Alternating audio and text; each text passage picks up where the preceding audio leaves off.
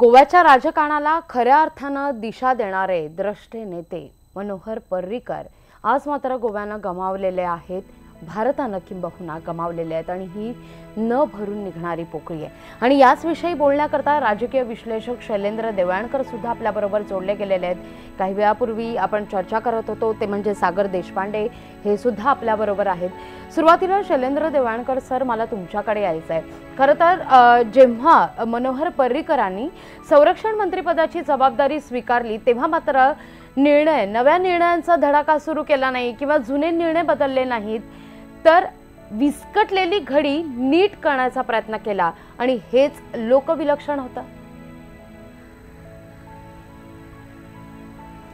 निश्चितच, कारण त्यांना संरक्षण मंत्री म्हणून जो कालावधी मिळाला, साधारणतः 28 महिन्यांचा तो कालावधी होता, तो कालावधी तसा तुलनात्मकदृष्ट्या कमी होता, परंतु त्या काळामध्ये ज्या घडामोडी घडल्या त्या साधारणतः भारतीय संरक्षण क्षेत्राचं जे आधुनिकीकरणाची प्रक्रिया आहे त्याला एक वेगळी दिशा देणारं आणि सातत्याने त्यांचा हा कालावधी लक्षात राहील अशा स्वरूपाचं योगदान हे त्यांचं होतं। त्यांनी ज्या वेळेला हे मंत्रिपद स्वीकारलं त्यावेळेला भारतीय लष्करामध्ये जसं व्ही.के. सिंग हे माजी लष्कर प्रमुखांनी एक शब्द वापरला होता ज्याला क्रिटिकल हॉलोनेस असं म्हणतात, म्हणजे संरक्षण सज्जतेच्या संदर्भामध्ये काही प्रश्नचिन्ह निर्माण झाले होते, भारताच्या लष्करी आधुनिकीकरणाच्या संदर्भामध्ये काही प्रश्न निर्माण झाले होते, आपल्याकडे संरक्षण साधन सामुग्री खरेदी करण्याची जी प्रक्रिया होती ती अत्यंत जटिल अशा स्वरूपाची प्रक्रिया होती आणि अशा पार्श्वभूमीवरती त्यांनी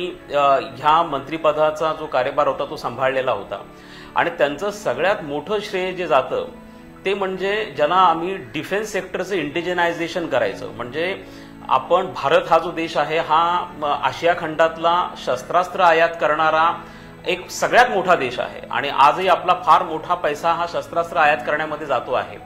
तर ह्या शस्त्रास्त्रांचं उत्पादन हे भारतामध्ये कशा पद्धतीने होऊ शकतं, अगदीच त्याला आपल्याला एका विशिष्ट टर्म मध्ये मांडायचं झालं तर मेक इन इंडिया हा जो अत्यंत महत्वाकांक्षी फ्लॅगशिप प्रोग्राम आहे हा संरक्षण क्षेत्रामध्ये रुजू करण्याचा, तो रुजवण्याचं श्रेय हे पूर्णपणे पर्रीकरांना जातं आणि त्यासाठी त्यांनी काही महत्वाच्या स्टेप घेतल्या। म्हणजे संरक्षण क्षेत्रामध्ये जो एफडीआय होता त्याची लिमिट ही 26% होती, ती त्यांनी वाढून 49% नेली। संरक्षण क्षेत्रामधला एफडीआय जो वाढवला, विशेष म्हणजे मग भारत काही स्वतः काही लढाऊ विमान असेल जसं लाईट कॉम्बॅट एअरक्राफ्ट तेजस आहे, तेजस भारतीय लष्करामध्ये सामील करून घेण्याचं श्रेय हे त्यांनाच जातं। तशा पद्धतीने जर आपल्याला काही संरक्षण साधन सामुग्री खरेदी करायची असेल तर पूर्वी सपोज जर आपल्याला 100 हेलिकॉप्टर्स घ्यायचे असतील तर आपण 100च्या 100 त्या देशाकडनं विकत घेत होतो, परंतु तसं न करता त्यांनी साधारणतः 25% हे त्या देशाकडनं घेणं, 25%च्या बाबतीमध्ये तंत्रज्ञानाचं हस्तांतरण करणं आणि उर्वरित 50%चं प्रोडक्शन भारतामध्येच करणं। त्यामुळे आपल्याकडे संरक्षण क्षेत्रामध्ये कशा पद्धतीने रोजगार निर्मिती होऊ शकते, त्याच पद्धतीने टेक्नॉलॉजी ट्रान्सफर करण्याच्या दृष्टिकोनातनं काय महत्वपूर्ण करार होऊ शकतात, या दृष्टिकोनातनं अत्यंत महत्वपूर्ण गोष्ट जी आजपर्यंत भारतीय लष्करामध्ये झालेली नव्हती ती म्हणजे मेक इन इंडियाला पूर्णपणे भारतीय लष्करामध्ये संरक्षण क्षेत्रामध्ये रुजवण्याचा त्यांनी प्रयत्न केला। त्यानंतर आपल्याकडे संरक्षण साधन सामुग्री खरेदी करणं हे एक अत्यंत कठीण काम आहे आणि त्यासाठी त्यांनी एक ही प्रक्रियामध्ये सुलभीकरण यावं, त्यासाठी पहिल्यांदा एक डिफेन्स परचेस प्लॅन, हा जो डिफेन्स परचेस प्लॅन आहे हा पर्रीकरांच्या काळामध्ये केला गेला आणि आपण आपले शस्त्रास्त्र जे आहे किंवा संरक्षण साधन सामुग्री आहे ही प्रामुख्याने यापूर्वी रशियाकडनंच आयात करायचो। रशिया हा आपला मेन सप्लायर होता, परंतु त्याच्यामध्ये विविधता आणणं, त्याच्यामध्ये डायव्हर्सिफिकेशन आणण्याचं काम पर्रीकरांनी केलं आणि रशियाबरोबरच मग आपण इस्रायलकडनं शस्त्रास्त्र घ्यायला लागलो, आपण फ्रान्सकडनं घ्यायला लागलो, आपण अमेरिकेकडनं शस्त्रास्त्र घ्यायला लागलो आणि त्या संदर्भात 20,000 कोटी रुपयांचे फार महत्वपूर्ण करार हे त्यांच्या काळामध्ये झाले। म्हणजे त्यांना अत्यंत छोटा टेन्युअर मिळाला होता पण क्विक डिसिजन्स हे त्यांचं एक फार महत्वाचं त्यांचं एक वैशिष्ट्य होतं आणि त्या दृष्टिकोनातून त्यांनी ही पावलं उचलली होती। त्यांच्या कार्यकाळातली एक आणखीन अत्यंत महत्वपूर्ण घटना जी आहे ती म्हणजे आपण अमेरिकेबरोबर एक लिमोआ नावाचा जो करार केलेला होता। एक लक्षात ठेवणं गरजेचं आहे की आतापर्यंत म्हणजे 1971ला आपण सोव्हिएत रशियाबरोबर, तत्कालीन सोव्हिएत रशियाबरोबर एक सामूहिक सुरक्षितता करार केला होता. त्यानंतर भारतावरती अलिप्ततावादी विचारसरणीचा अशा पद्धतीने पगडा होता की भारत कोणत्याही देशाबरोबर लष्करी करार करायचं म्हणजे त्यासाठी अजिबात मानसिकदृष्ट्या तयार होत नव्हता.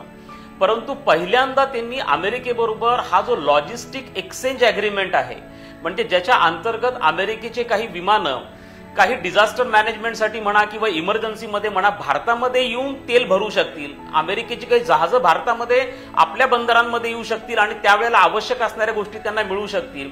अमेरिकेने जो करार अगदी मोजक्या बोटावर मोजण्याच्या एवढ्या देशांबरोबर केलेला आहे त्यापैकी भारत होता आणि त्यासाठी ती एक मानसिकता तयार करणं हे एक अत्यंत गरजेचं होतं. त्यामुळे तो एक भाग झाला.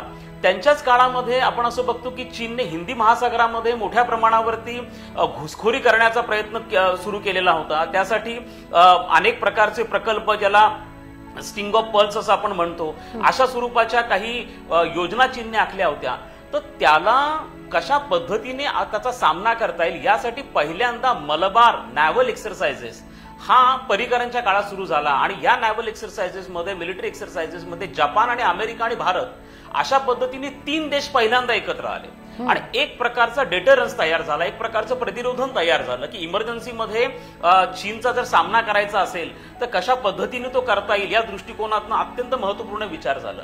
आणि मला असं वाटतं की आणखीन एक अत्यंत महत्वाची बाब आहे आणि ती म्हणजे 2000 पासून तर 2000 आपण अगदी तुमच्या मुंबईवरचा दहशतवादी किंवा पठाणकोटवरचा दहशतवादी हल्ला असेल तर भारत एका मानसिक दडपणाखाली होता आणि हे दडपण ज्याला आम्ही एक सायकोलॉजिकल रिस्ट्रेन असं म्हणतो की ते असं होतं की पाकिस्तान सातत्याने भारतावरती दहशतवादी हल्ले करत राहील आणि भारत त्या बाबतीमध्ये संयम बाळगत राहील. कारण भारताने जर प्रतिहल्ला केला तर त्याचं प्रतिउत्तर पाकिस्तान अण्वस्त्रांनी देईल आणि भारत आणि पाकिस्तानमध्ये अणुयुद्ध हे होईल.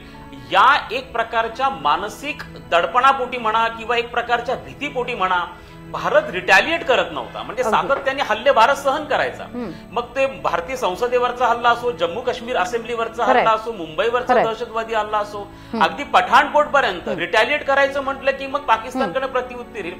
पण या मानसिक कोंडीतनं भारताला पहिल्यांदा पर्रिकरांनी बाहेर काढलं आणि उरीच्या दहशतवादी हल्ल्यानंतर अत्यंत महत्वाकांक्षी सर्जिकल स्ट्राईक केला. या सर्जिकल स्ट्राईक मधनं भारत तोडीस तोड किंवा रिटॅलिएट अशाच पद्धतीने करू शकतो हा एक प्रकारचा संदेश हा पाकिस्तानला त्यांनी देण्याचा प्रयत्न केला. शैलेंद्र सर, खरं तर तडफदार कामगिरी संरक्षण खातं सांभाळत असताना पर्रिकरांनी केल्याचा पाहायला मिळत आहे. पर्रिकरांच्या कारकिर्दीवर इतरही पैलूंसंदर्भात सविस्तर चर्चा करणार आहोत, पण वेळ झाली छोट्याशा ब्रेकची. पाहत राहा फक्त न्यूज 18 लोकमत.